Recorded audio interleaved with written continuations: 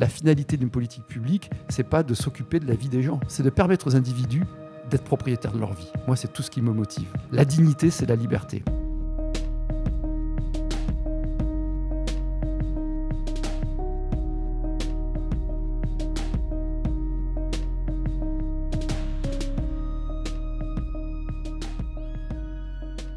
David Lisnard, maire de Cannes et président de l'Association des maires de France. Je voulais vous souhaiter une bonne année. J'adore votre carte de vœux. Merci. Voilà, sur un malentendu, on ne sait jamais, ça peut marcher. Ça veut dire quoi? D'abord, c'est un hommage à Michel Blanc, avec cette superbe photo à Cannes. Et puis, ça veut dire que c'est de l'autodérision. J'engage une démarche nationale, ambitieuse. On peut le faire avec le sourire, c'est ça? Oui, voilà. Cannes élu pour la 4e fois consécutive, je lis, meilleure destination du monde pour les festivals et les événements. C'est ce qui participe aujourd'hui au rayonnement de la France. Oui.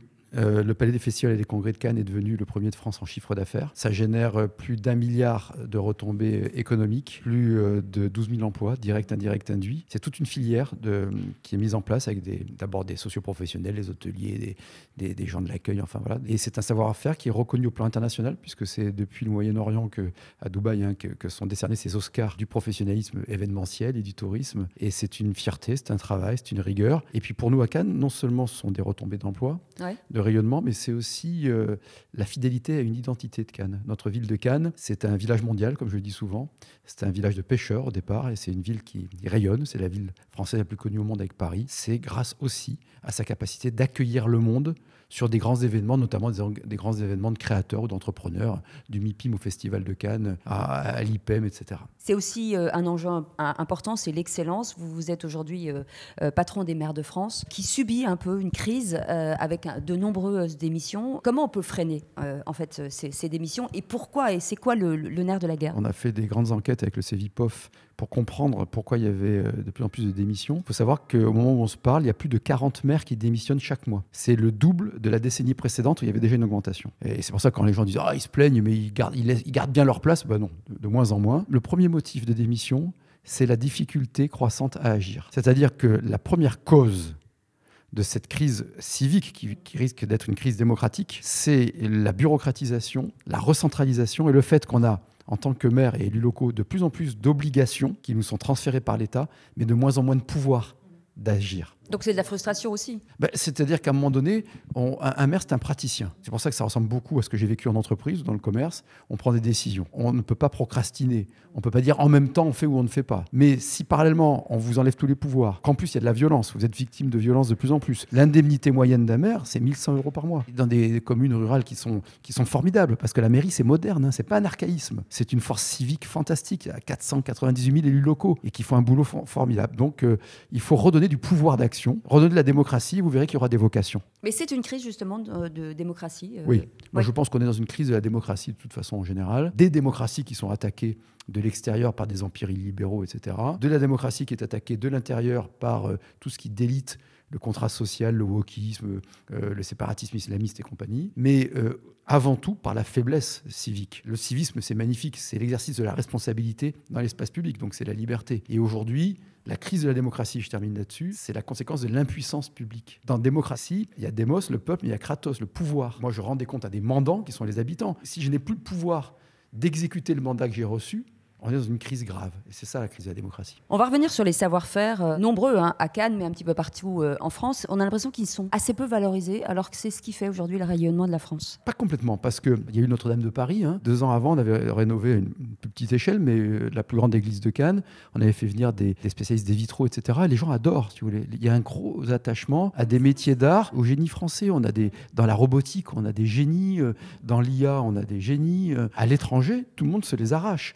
Les Français qui vont à l'étranger cartonnent, qu'ils soient surdiplômés, grandes écoles, ou qu'ils soient autodidactes avec l'esprit entrepreneur. Où vous avez raison, c'est qu'on a un gros problème de valorisation du mérite, du travail, de l'effort et de la performance. Paradoxalement, je trouve que dans la population, Il n'y a pas ce problème-là. On l'a très bien vu sur les JO. Pendant les JO, il y a eu une vraie communion nationale autour de la performance. Les millions de spectateurs à la télé ou dans les tribunes ne demandaient pas à ce qu'on mette un boulet au pied du plus performant parce que c'était inégal par rapport à celui qui arrivait derrière aux 100 mètres. Au contraire, on admirait ceux qui, par leur talent, leur capacité physique, par leur concentration, par leurs efforts, par leur travail, sont devenus des champions. Donc je crois qu'en réalité, il y a une grande différence entre un microcosme politico-médiatique très consanguin, très entre soi, et l'immense majorité de la population française qui, dans la diversité, est plutôt unie autour du mérite, de l'effort et d'une fierté d'être un pays qui a su inventer des choses, d'avoir des grands juristes, d'avoir des grands artisans,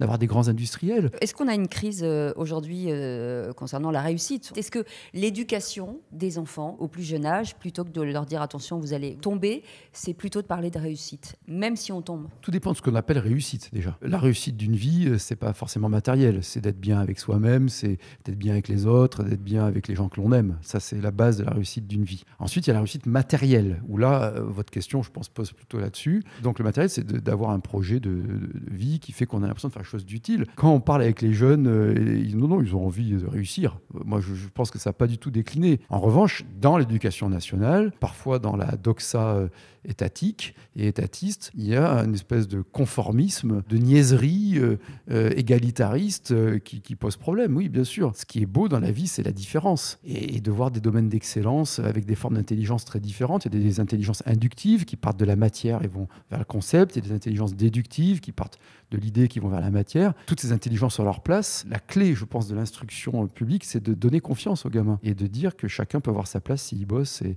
il trouve sa voie. C'est l'intérêt collectif et c'est l'émancipation individuelle qui se rejoignent. La France cherche sa voie finalement pour parler de son quotidien. Un homme, une femme, 2027. Vous avez annoncé votre candidature. L'enjeu pour vous, c'est quoi ? C'est quoi les grandes thématiques ? L'enjeu, c'est de faire en sorte que la France rayonne et soit prospère. Et deux, que mes enfants, et j'espère futurs petits-enfants, puissent avoir un espoir français. C'est-à-dire de vivre dans un pays non seulement sûr, mais libre. Et donc pour cela, je développe un projet avec Nouvelle Énergie, des principes d'abord très forts, des objectifs ensuite que l'on quantifie. On est en train de travailler sur le comment. C'est comment libérer la société, comment diriger l'État, comment rétablir l'ordre, comment recréer l'unité nationale. À partir de ces 4 objectifs, à travers les objectifs à 10 ans, de dire on doit être dans les 5 premiers pays les plus performants en termes d'instruction publique et plus les cancres au classement PINS, etc. Et comment on fait ? Quelle stratégie ? Comment on libère l'école ?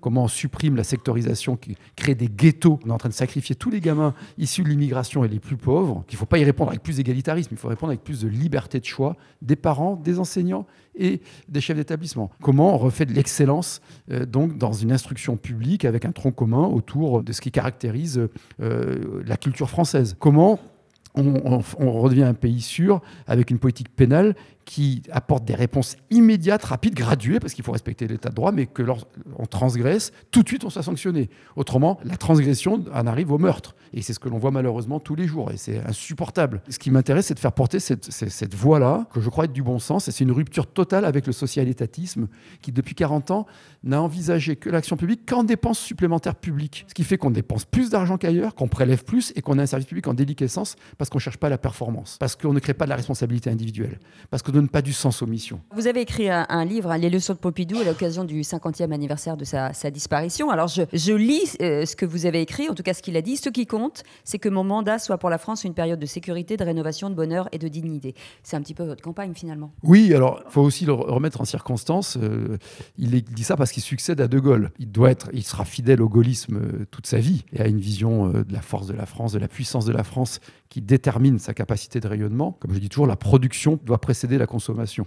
La création doit précéder la redistribution. Il faut remettre les choses en ordre. Lui, il mettait les choses en ordre, Pompidou. Mais c'est des mots qui résonnent chez vous. C'est des mots qui résonnent beaucoup. Ouais, c'est ça. La finalité d'une politique publique, c'est pas de s'occuper de la vie des gens. C'est de permettre aux individus d'être propriétaires de leur vie. Moi, c'est tout ce qui me motive. La dignité, c'est la liberté. Donc, c'est de veiller à ce que l'action publique garantisse la justice sociale, la justice éducative, la justice sécuritaire et régalienne. Le reste, c'est à nous de faire notre vie. Moi, je n'ai pas besoin d'avoir un chef de l'État qui me dit que je dois manger 5 fruits, 3 légumes. Je n'ai pas besoin de ça. En revanche, je demande à ce qu'il s'occupe bien des services de l'État, de la police et compagnie, parce que ça, c'est ce que nous, en tant qu'individus souverains, on transfère à l'État. C'est la protection du groupe. C'est la projection du groupe. Pompidou, qui avait des principes forts, simples, à la fois puissant et de bon sens s'inscrit dans cette philosophie et que je fais mienne. Vous êtes un homme de terrain depuis des années, d'abord avec l'AMF, mais surtout à Cannes et un petit peu partout en France. Quelles sont les remontées? Qu'est-ce que finalement les Français ressentent aujourd'hui? Je parcours tout le pays et sans protocole. L'AMF, c'est un mandat bénévole. Je vais voir à chaque fois non seulement les maires et les élus locaux, il y en a 500 000, mais aussi les chefs d'entreprise, les salariés, des fonctionnaires qui m'alimentent beaucoup aussi. On ne peut pas dire les Français. Chacun a sa vie, a sa sensibilité, mais il me semble qu'il y a quand même des traits communs. C'est cette aspiration à retrouver du bon sens et de l'ordre, mais pas un ordre autoritariste. Et c'est là où il faut faire très attention. C'est-à-dire que si les démocrates, les républicains ne rétablissent pas un ordre juste, comme disait Ségolène Royal, ça va ouvrir la voie à toutes les extrêmes et à toutes les aventures. Ce qui, moi, me frappe, c'est la maturité de la société française qui sait très bien qu'au XXIe siècle, il faut absolument retrouver de la rentabilité de l'investissement. Il faut que quand on investit, ça rapporte. Il faut absolument que le travail soit mieux valorisé, rémunéré. Et une caste qui est technoconformiste, qui est au pouvoir depuis 40 ans, qui est toujours dans l'infantilisation. Pense que les gens ne sont pas matures, qu'il faut faire leur bien malgré eux. Et ça se ressent. Vous voyez, l'histoire des ZFE. Des zones à faible émission. C'est à juste titre ressenti comme une très grande violence parce que des personnes ont très bien compris qu'un véhicule ne doit plus polluer, ne doit plus être carboné. Mais il y a des échéances. Mais pas au détriment de leur Mais qu'on nous quotidien. foute la paix jusqu'à ces échéances-là. Mais priver quelqu'un qui a un revenu modeste de pouvoir aller voir son médecin en centre-ville, on les a mis à cause d'une politique de techno dans des déserts médicaux, on les empêche d'aller dans l'oasis médicale que représente le centre-ville. Mais c'est d'une violence. Ce je crois, des jeunes, des retraités, etc., c'est de retrouver du sens, de la fierté du pays, un pays qui doit être ouvert sur le monde, qui ne doit pas être fossilisé, et donc que le travail, que l'effort, que le respect de la discipline soit mieux respecté que l'oisiveté, que le parasitisme. Et c'est tellement évident, quoi. Enfin, c'est d'une telle évidence, en réalité. Ça, c'est ce qui peut rassembler au-delà des appartenances partisanes, au-delà des religions, des croyances, des couleurs de peau.